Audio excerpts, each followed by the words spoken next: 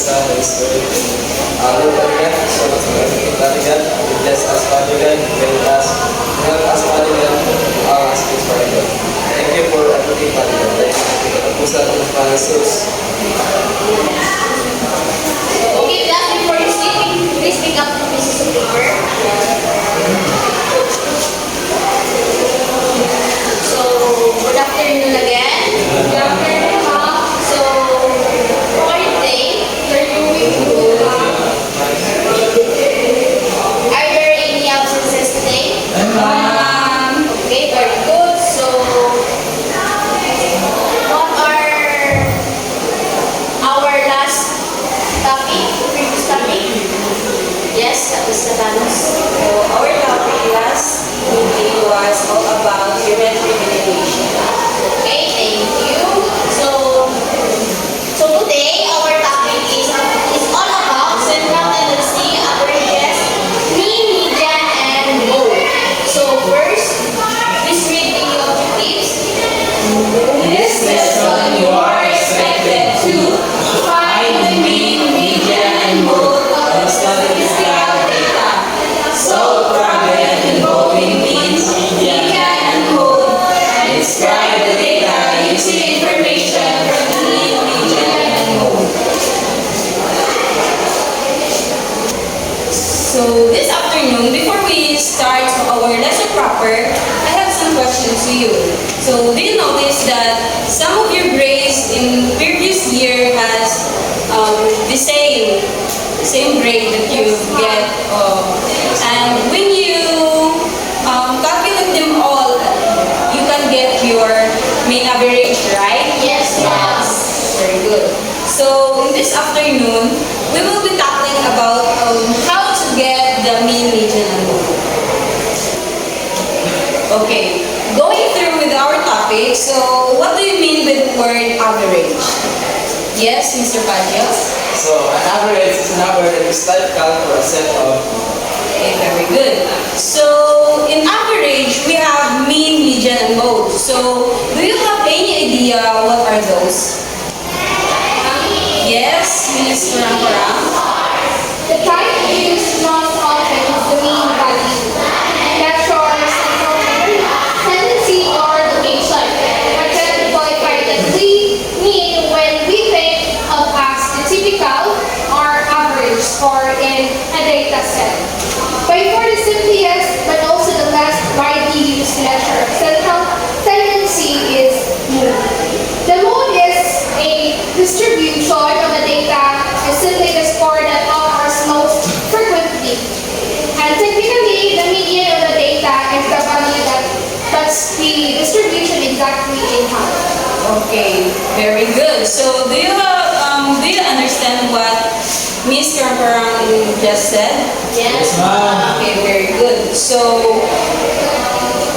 to deep in our topic, so let's have some examples. Okay, this time we will discuss about the average, mean, median, and mode. So, we have here the set of data shows a score of 35 students in the periodic test. So, what is the mean of this data? Yes, Ms. Catanos? The mean of this data is 26.0. Yes, very good. And now, what is the mode of this data? Yes, Mr. Esma? 20 and 21. Very good. And now, lastly, what is our median of this data? Yes, Mr. Jesus? 21.117. Very good.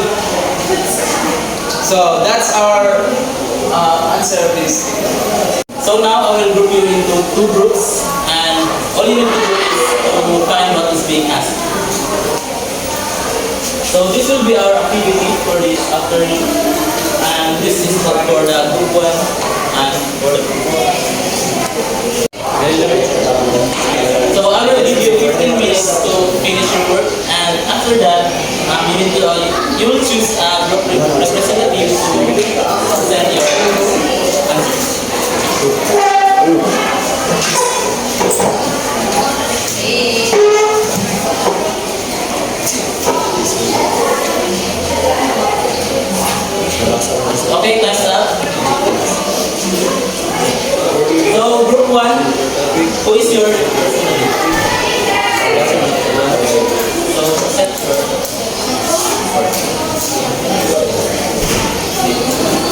So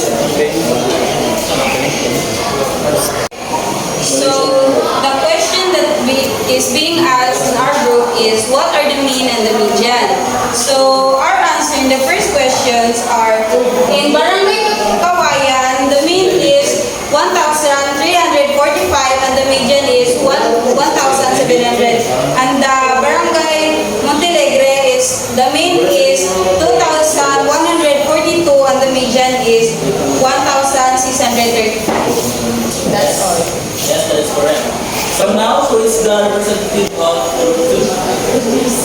Yes, Ms. Brown.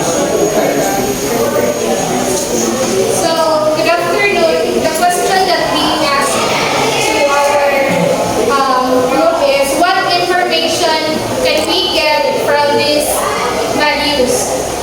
So, the mean and median are two standard kinds of average.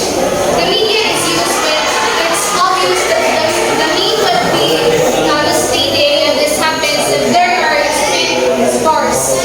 Extreme score are those are usually referred to as outliers.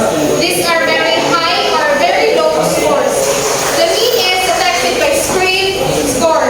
In this activity, median household income is commonly considered, and even though gross domestic per person is unequally. So both groups got the correct answer. So now give yourselves a round of applause.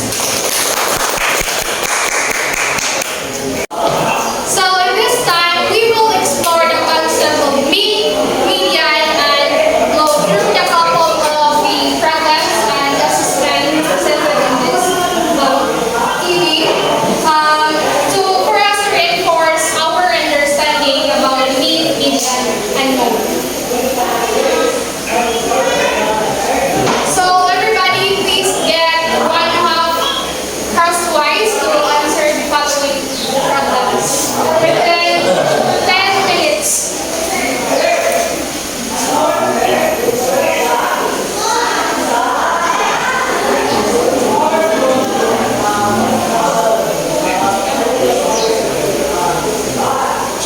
Okay, everybody, pass your paper in front. Exchange.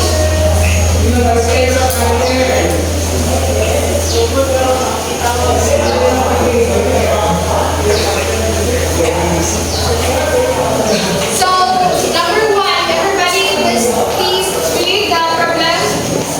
Mean of 10, 9, 5, 12, and 6 is 1.